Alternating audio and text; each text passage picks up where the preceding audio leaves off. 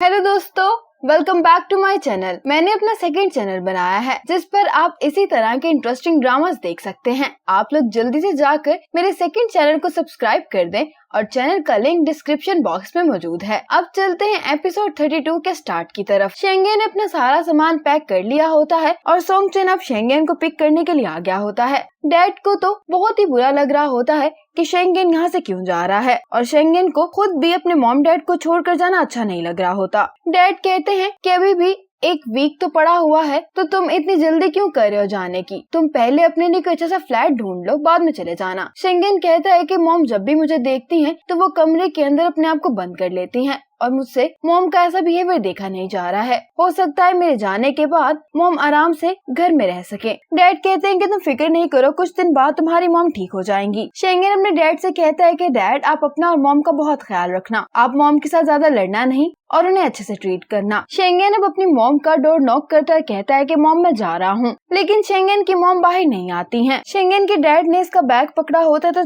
तो शेंगेन अपने डैड से अपना बैग पकड़ के कहता है कि डैड आपको मुझे छोड़कर नीचे आने की जरूरत नहीं है, वैसे भी मैं जल्दी वापस आ जाऊंगा। डैड कहते हैं कि ठीक है, लेकिन तुम हमें कॉल्स और मैसेजेस करते रहना। शेंगेन फिर अपने डैड को गले मिलता है और कहता है कि डैड अब आप मुझे भूल मत जाइएगा। तो डैड कहते हैं कि ऐसा नहीं हो सकता। फिर जब शेंगेन सोंगचिन के साथ जा रहा होता है तो मॉम भी शेंगेन को देखने के लिए बाहर आ जाती हैं। शेंगेन अब सोंगचिन के रूम में ही आ जाता है। ये सोंगचिन से कहता है कि अगर हम तुम्हारे रूम को थोड़ा सा साफ कर लें तो इसमें थोड़ी सी और जगह बन जाएगी। सोंगचिन कहता है कि मैं तो तुम्हारे आने का ही वेट कर रहा था कि तुम मेरे लिए आकर ये सब काम करोगे। इस पर ये दोनों हंसने लग जाते हैं। शेंगेन जब यहाँ पर बैठा होता है तो इसको अपने मॉम डैड याद आ रहे होते हैं कि वो इकट्ठे रहते हुए कितने खुश थे। रात को शेंगेन को यहाँ पर नींद भी नहीं आ रही होती क्योंकि यहाँ पर ट्रेन का ट्रैक होता है और बार बार यहाँ से ट्रेन गुजर रही होती हैं। अब अगले दिन ये दोनों सो रहे होते हैं तो अचानक ही सोंगचिन की मालिक मकान आ जाती है और कहने लगती है कि क्या तुम कॉन्ट्रैक्ट भूल गए हो कि इस रूम में तुम किसी गेस्ट को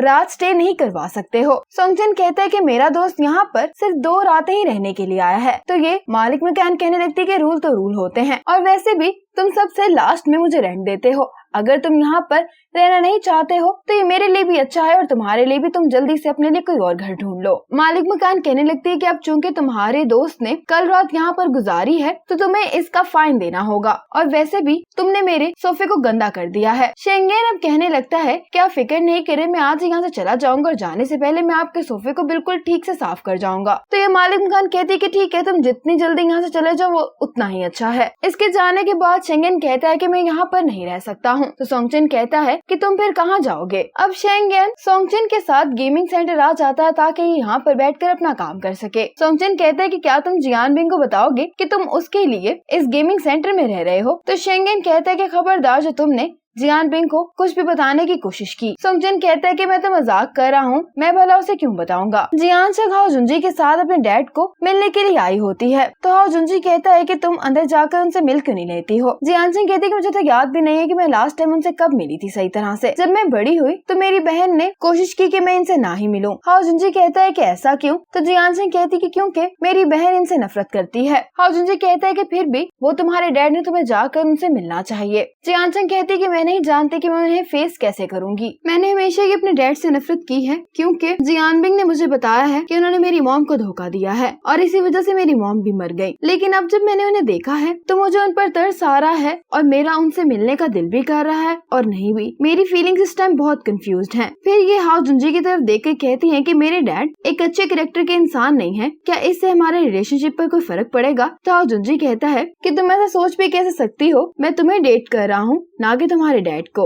अब जियानबिंग सेट पर अपनी मॉडल के आने का वेट कर रही होती है कि इससे शेंगेन का मैसेज आता है। शेंगेन इससे इसका हाल चाल पूछ रहा होता है तो जियानबिंग शेंगेन से पूछती है कि तुम्हारी मॉम कैसी हैं? तो शेंगेन कहता है कि मेरी मॉम बिल्कुल ठीक है, बल्कि वो तो मुझे ये कह रही थी कि वो तुम्हारे साथ शॉपिंग पर जाना चाहती हैं। शेंगेन जियानबिंग से कहता है कि हम दोनों डेट पर कब जाएंगे? तो जियानबिंग कहती है कि तुम मुझे टाइम बता दो। शेंगेन कहता है कि आज रात कैसी रहेगी, मैं तुम्हें काम के बाद पिक कर लूंगा। यहाँ पर शेंगेन की एक डायरी पड़ी होती है जिस पर इसके साथ बैठे हुए शख्स ने अपने सिगरेट की ऐश फेंक दी होती है। ये देखकर सोंगचन जल्दी से आ जाता है और कहने लगता है कि क्या तुम्हें नहीं मालूम कि पब्लिक एरियाज में स्मोकिंग नहीं करनी चाहिए है। और फिर ये शेंगेन से पूछता है कि क्या तुम ठीक हो। शेंगेन कहता है कि हाँ। सोंगचन शेंगेन को इंस्टेंट नूडल्स बना कर देता है ताकि ये खा ले। जियानबिंग कहती है कि ठीक है, लेकिन आज मैं काम से थोड़ा देर से वापस आऊंगी। शेंगेन कहता है कि ठीक है, फिर मैं तुम्हें आज पिक करने के लिए आ रहा हूँ। जियानबिंग को कॉल करके बताती है कि आज रात मैं डैड के पास रुक रही हूँ। तो जियानबिंग इस बात पर गुस्सा करते हुए जियानशन से कहती है कि तुम्हें यहाँ पर रुकने की जरूरत नहीं है, मैं काम से सीधा हॉस्पिटल आ जाऊंगी। लेकिन जियानशन यहाँ पर रुकना चाह रही होती है और ये जियानबिंग को मनाने की कोशिश भी करती है, लेकिन जियानबिंग इसे गुस्से से वापस जाने का कह देती है। आज शूट पर जियानबिंग की जो मॉडल होती है वो इनकी क्लाइंट की गर्लफ्रेंड होती है, इसलिए शूटिंग के दौरान वो बार बार गलत लाइंस बोले जा रही होती है, जिसकी वजह से जियानबिंग को शूटिंग करने में बहुत मुश्किल हो रही होती है। दूसरी तरफ शेंगेन भी इतने शोर में काम नहीं कर पा रहा होता है। शेंगेन के पास सोंगचन आता है तो उसको बताता है कि अभी मेरी क्लाइंट से बात हुई थी, उसको हमारा काम बहुत पसंद आया है और वो हमें और भी काम देगा। इस बात पर सोंगचन बहुत खुश हो जाता है, कहने लगता है कि इसका मतलब है कि हमें अब इस इंटरनेट कैफे में नहीं रहना पड़ेगा और ना ही हमें इंस्टेंट नूडल्स खाने पड़ेंगे। अब जब ये दोनों वापस अपनी जगह पर आते हैं तो शेंगेन देखता है कि इसका लैपटॉप यहाँ पर नहीं है। अब जब ये दोनों बाहर निकलते हैं तो एक शख्स बहुत तेज से भाग रहा होता है क्योंकि इसी ने शेंगेन का लैपटॉप चुराया होता है। शेंगेन इस लड़की के पीछे भागना शुरू कर देता है। जब शेंगेन इसको पकड़ता है तो ये लड़का शेंगेन से पूछता है कि तुम मेरा पीछा क्यों कर रहे थे। तो शेंगेन कहता है कि प्रिटेंड करना बंद करो और अपना बैग मुझे चेक करवाओ। जब शेंगेन इस लड़के का बैग चेक करता है तो इसके अंदर इसका लैपटॉप नहीं होता है। इतने में सोंगचन इसके पास आता और कहता है कि इस लड़के ने तुम्हारा लैपटॉप नहीं चुराया, मैंने अभी सीसीटीवी कैमरा के थ्रू देखा है जिस शख्स ने तुम्हारा लैपटॉप चुराया है उसने मास्क पहना हुआ था और वो कोई आम चोर दिखाई देता था। फिर ये दोनों यहीं पर बैठ जाते हैं। शेंगेन कहता है कि मैंने उस डिजाइन को तो ड्राइव में रख दिया था, इसलिए इससे हमारे काम पर कोई फर्क नहीं पड़ेगा। शेंगेन अब अपने क्लाइंट को मैसेज करता है कि ये इनको और प्रोजेक्ट्स कब देगा, लेकिन शेंगेन ये देखने के बाद बहुत ही अपसेट हो जाता है। तो सोंगचन कहता है कि क्या हुआ है। शेंगेन इसको अपना फोन देकर कहता है कि खुद ही देख लो। तो इनके क्लाइंट ने शेंगेन को वीचैट से रिमूव कर दिया होता है और अब ये अपने क्लाइंट को मैसेज भी नहीं कर पाता। सोंगचन इसे पूछता है कि क्या उसने तुम्हें पैसे ट्रांसफर कर दिए थे। तो शेंगेन को तो अपनी हालत पर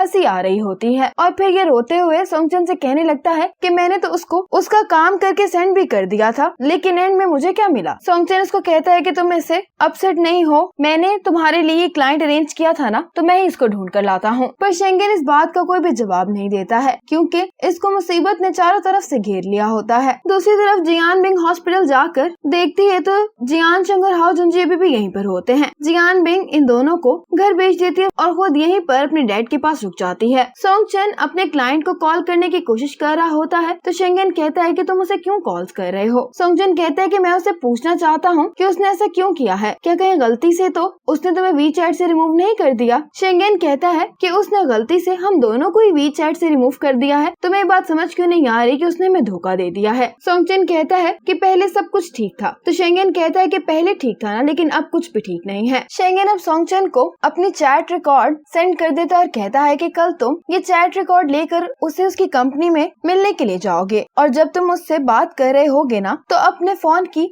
रिकॉर्डिंग ऑन कर लेना। वैसे भी वो दिन के वक्त मुझे नहीं लगता तुम्हें कुछ कह पाएगा। सोंगचन कहता है कि अब तुम क्या करोगे। शेंगेन कहता है कि ये जो प्रॉब्लम अभी मेरे सामने आई है मैं इसको सॉल्व करूंगा क्योंकि मुझे आगे जाने से कोई भी चीज नहीं रोक सकती है। शेंगेन कहने लगता है कि मुझे नहीं लगता कि ये एक्सपीरियंस इतना भी बुरा था, इसने मुझे एक सबक सिखाया है। शेंगेन कहता है कि हमें एड एजेंसी से निकाल दिया गया और अब हमारे साथ क्या स्कैम हुआ है। हमें वाकई में ही ये सोचने की जरूरत है कि लोग हमें क्यों रिप्लेस कर पाते हैं। हमें फ्यूचर में अपने सारे डिजाइन की पेमेंट जरूर मिलेगी और कोई भी हमें दोबारा धोखा नहीं दे पाएगा। हम अपनी कंपनी को इतना बड़ा बनाएंगे कि कोई भी उसे नीचा दिखाने का सोच भी ना सके। शेंगेन ये सब बातें कह रहा होता है और सोंगचन इनको सुन रहा होता है। इसी मोमेंट पर ये पार्ट खत्म हो जाता है। आगे कहानी में क्या होने वाला है जानने के लिए देखिए सेकंड पार्ट। तब तक के लिए स्टे कनेक्टेड।